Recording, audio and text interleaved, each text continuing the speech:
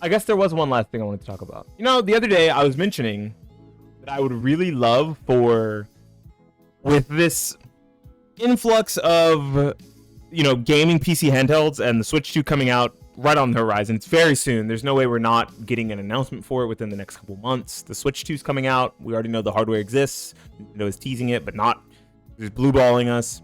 The Steam Deck has been out for over 2 years now, right? And it's a relatively popular device when it comes to PC gamers, and it's broken further into the mainstream than any other PC gaming handheld has done ever, except it's not at big box stores, something like a ROG Ally.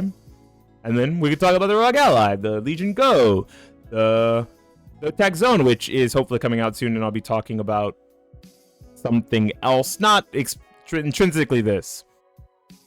I want to see the console manufacturers break back into the market of handheld gaming. The only one that's still in the handheld gaming market and basically dominates it, uncontested, is Nintendo with the Nintendo Switch. Right after the Vita failed, because it was probably just poor timing for the Vita, Sony stepped out of the race. Microsoft has never made a gaming handheld, though they probably could have. This generation, because the Series S is a little anemic.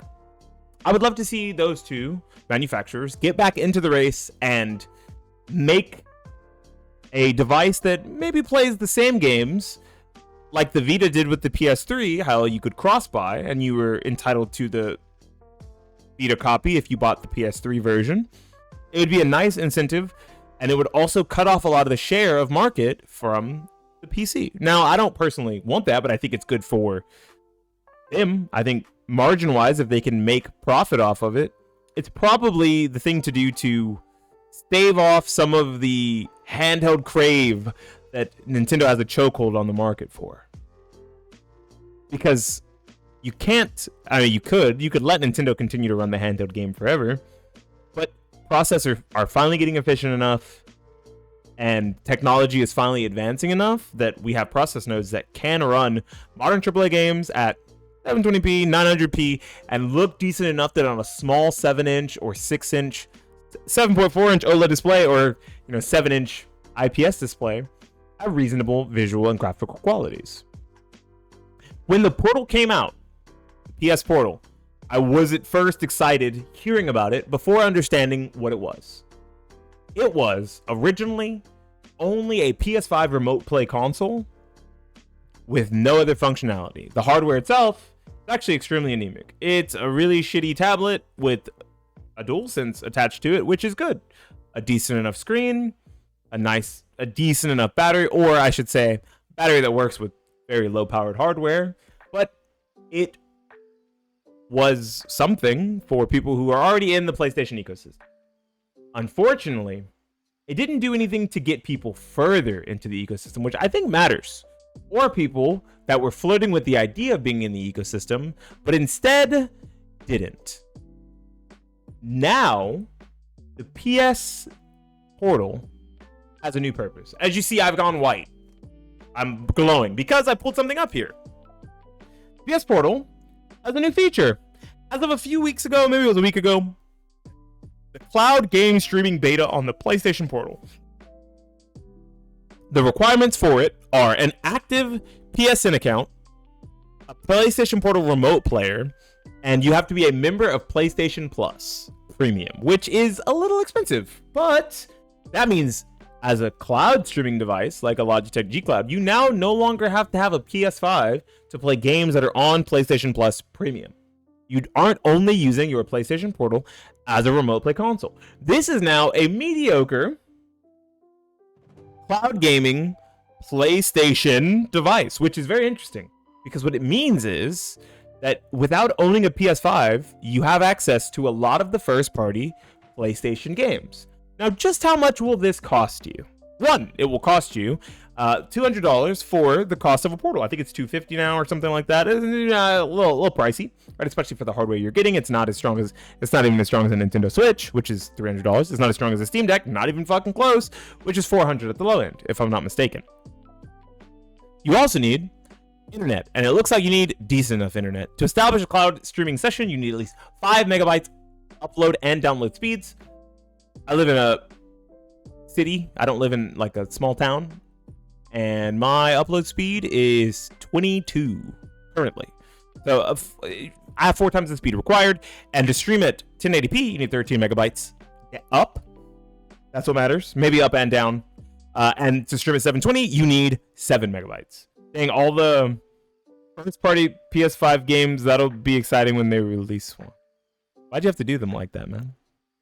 That wasn't nice. And then you have to set it all up, and you make it a stream. You can stream from the cloud catalog.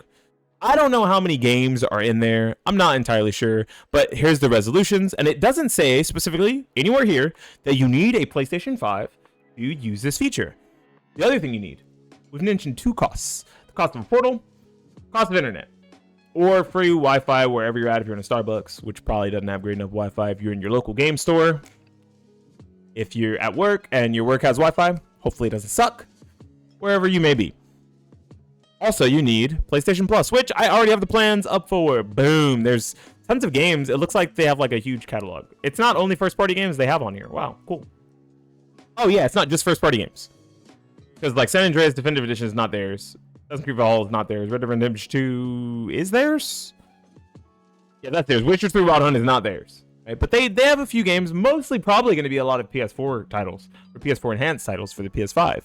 But here are the ones you need. You need premium, and this comes with the monthly game, the cloud storage, share play, PS5 cloud streaming, and now it will come with PS Portal cloud streaming, which seems very cool. And if we go to the prices, you're looking at $10 a month for the first 12 months and $13.50 a month for the next 12 months and every month after that, if you're doing the full year payment. So upfront, you're looking at about $400, $350, not including the cost of your own internet. Is this a good deal? I don't know, but it is an interesting way to maybe get more people into the PlayStation ecosystem without them first owning a PlayStation 5. Now, you can potentially get into the PlayStation ecosystem by just owning a Portal and having PlayStation Plus Premium. And if that is enticing, there is an option for you. I don't think that this is even close to being good enough to be considered. The PlayStation Portal is its own handheld because it's a cloud streaming handheld. It's not a native hardware handheld.